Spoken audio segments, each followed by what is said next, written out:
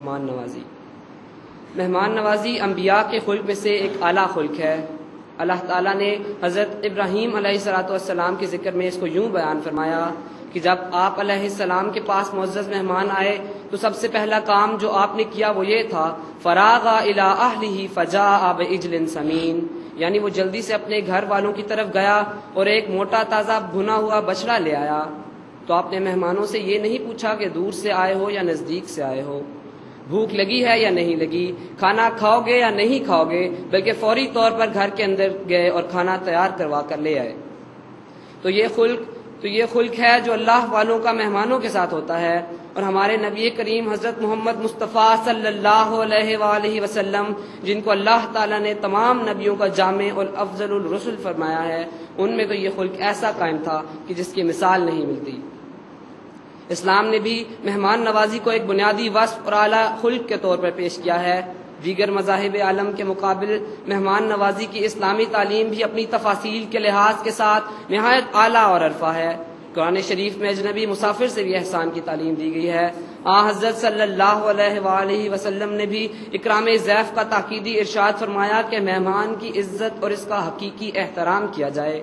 کھانا پیش کرنا تو مہمان نوازی کا ایک پہلو ہے۔ اسلام نے مہمان کے قیام و طعام کے بندوبست کے ساتھ اس کے جذبات کا خیال رکھنے، اس کی ادنا ضروریات کی دیکھ بھال، اس کی بے لوث خدمت اور خاطر تواضع، اس کے لیے ایثار اور قربانی کے جذبے کی تعلیم دی ہے۔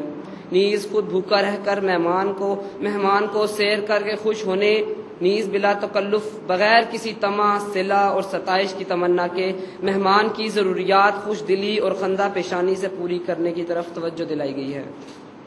ہمارے آقا اور سید و مولا حضرت محمد مصطفیٰ صلی اللہ علیہ وآلہ وسلم نے مہمان نوازی کو ایمان کی علامت ٹھہرایا ہے، اور حق یہ ہے کہ سب سے بڑھ کر یہ خلق آپ صلی اللہ علیہ وآلہ وسلم کے اندر پایا جاتا تھا، جو کہ اول المومنین تھے۔ الغرض حضرت صلی اللہ علیہ وآلہ وسلم کی سیرت اکرام ضیف اور مہمان نوازی کے لحاظ کے ساتھ نہایت ہی خوبصورت نمونے پیش کرتی ہے۔ ابتدا ہی سے یہ اعلیٰ وصف آپ کے اخلاق حمیدہ کا لازمی جز تھا۔ چنانچہ پہلی وحی کے موقع پر حضرت خدیجہ رضی اللہ تعالی عنہا نے آپ کو حوصلہ دلاتے ہوئے بے ساختہ جن تاثرات کا اظہار آپ کے بارے میں کیا، اس میں یہ بھی کہا کہ اللہ تعالیٰ آپ کو ضائع نہیں کرے گا، آپ تو مہمان نوازی کرتے ہیں اور حقیقی مصائب میں لوگوں کی مدد کرتے ہیں۔ مہمان نوازی کے بارے میں حضرت صلی اللہ علیہ وآلہ وسلم کی سیرت کا یہ پہلو بھی نمایاں ہو کر سامنے آتا ہے جو اللہ تعالیٰ نے حکماً آپ سے کہلوایا، قُلْ مَا أَسْأَلُكُمْ إِلَيْهِ مِنْ أَجْرٍ وَمَا أَنَا مِنَ الْمُتَكَلِّفِينَ، کہ تو کہہ دے میں تم سے کوئی اجر نہیں مانگتا اور نہ میں تکلف کرنے والوں میں سے ہوں۔ بس نہ آپ مہمان بن کر تکلف کرتے، نہ میزبان ہو کر کبھی آپ نے تکلف سے کام لیا۔ اسی طرح مہمان نوازی کے عوض آپ کوئی صلہ نہیں چاہتے تھے، جیسا کہ قرآن شریف میں مومنوں کی یہ شان بیان ہوئی ہے جن کے آپ صلی اللہ علیہ وآلہ وسلم سردار تھے۔ وہ اللہ کی محبت میں مسکینوں، یتیموں اور اسیروں کو کھانا کھلاتے ہیں۔ وہ کہتے ہیں کہ ہم محض خدا کی رضا کی خاطر ایسا کرتے ہیں، ہمیں کسی بدلے بلکہ شکریہ تک کی اجازت نہیں۔ حضور صلی اللہ علیہ وآلہ وسلم نے مہمان نوازی کو خدا کا پیغام لوگوں تک پہنچانے کے لیے استعمال کیا۔ روایات میں ذکر ملتا ہے کہ نبی کریم صلی اللہ علیہ وآلہ وسلم نے دین اسلام کی دعوت کا آغاز ہی بے لوث مہمان نوازی اور جذبہ خدمت خلق کے تحت فرمایا۔ جب آپ صلی اللہ علیہ وآلہ وسلم نے کوہ صفا پر رشتہ داروں کو پیغام حق پہنچایا اور وہ انکار کر کے چلے گئے تو آپ نے مہمان نوازی کے ذریعے انہیں اکٹھا کرنا چاہا اور بڑی عمدہ دعوت کی۔ دعوت میں حضور نے خاندان بنی مطلب کو خطاب فرمایا کہ میں تمہارے پاس دنیا و آخرت کی بھلائی لے کر آیا ہوں، کون ہے جو میرا مددگار ہوگا؟ اس پر حضرت علی رضی اللہ تعالی عنہ نے ہمیں مدد کی حامی بھری۔ یہ تھا پہلا پھل جو اس مہمان نوازی اور دعوت کے بعد آپ صلی اللہ علیہ وآلہ وسلم کو عطا ہوا۔ اکرام ضیف کا خلق تالیف قلب اور دعوت اللہ کا ایک ایسا ذریعہ جو بسا اوقات انسان کی ہدایت کا موجب بن جاتا ہے۔ ایک دفعہ حضرت صلی اللہ علیہ وآلہ وسلم کے پاس ایک کافر مہمان ٹھہرا۔ آپ نے ارشاد فرمایا کہ دودھ پلا کر اس کی خاطر تواضع کی جائے۔ دودھ پیش کیا گیا، اس نے ایک بکری کا دودھ پی لیا، پھر دوسری کا دودھ دوہ کر اسے پلایا گیا، پھر وہ تیسری کا بھی پی گیا اور چوتھی کا بھی، یہاں تک کہ 7 بکریوں کا دودھ اسے پلایا گیا، تب کہیں جا کر اس کا پیٹ بھرا۔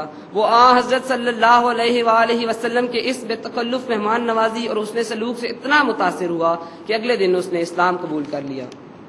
جس طرح حضور صلی اللہ علیہ وآلہ وسلم ہر کام اپنے ہاتھ سے کرنا پسند کرتے تھے، اسی طرح صحابہ کرام کے ہوتے ہوئے بھی مہمانوں کی خاطر تواضع کرنا خود ہی حضور صلی اللہ علیہ وآلہ وسلم کا کام تھا۔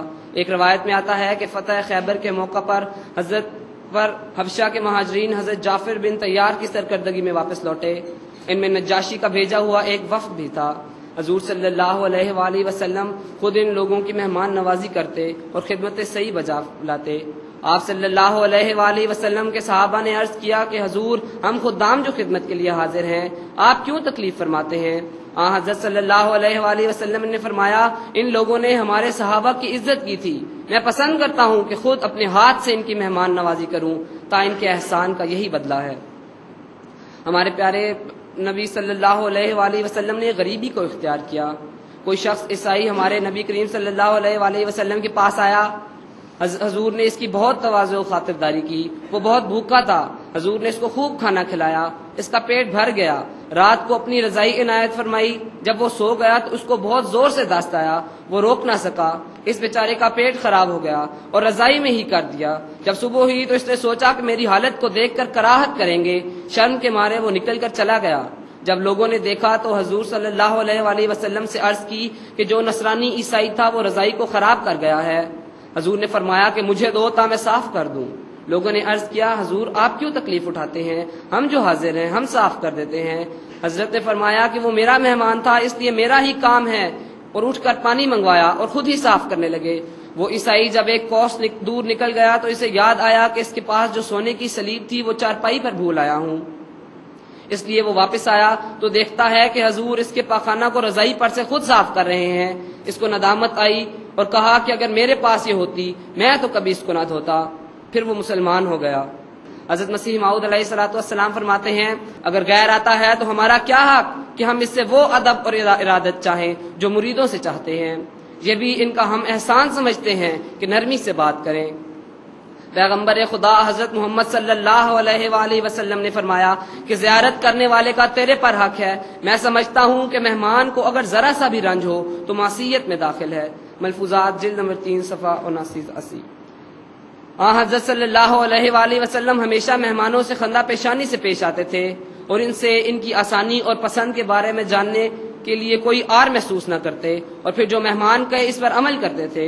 ایک روایت میں آتا ہے کہ ابو عبداللہ بن تحفہ بیان کرتے ہیں، حضرت صلی اللہ علیہ وآلہ وسلم کے پاس جب مہمان زیادہ ہو جاتے تو آپ نماز کے بعد صحابہ کو مسجد میں فرما دیتے، جو آدمی اپنے ساتھ مہمان لے کر جا سکتا ہے لے جائے۔ لیکن ایک رات مہمان اتنے زیادہ تھے کہ حضرت صلی اللہ علیہ وآلہ وسلم نے فرمایا ہر آدمی اپنے ساتھ ایک مہمان کو لے جائے۔ تعمیل ارشاد ہوئی، اس کے باوجود 5 مہمان بچ رہے۔ حضرت نے انہیں اپنے ساتھ حضرت عائشہ کے گھر لے گئے۔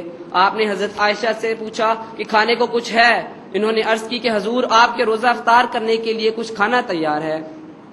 حضرت عائشہ وہ ایک پلیٹ میں لے آئیں، حضور نے اس میں سے تھوڑا سا لیا اور باقی انہیں عنایت فرما دیا اور کہا کہ بسم اللہ کر کے کھاؤ۔ پھر حضرت عائشہ اور کھانا لائیں اور وہ بھی پھر انہوں نے کھا لیا۔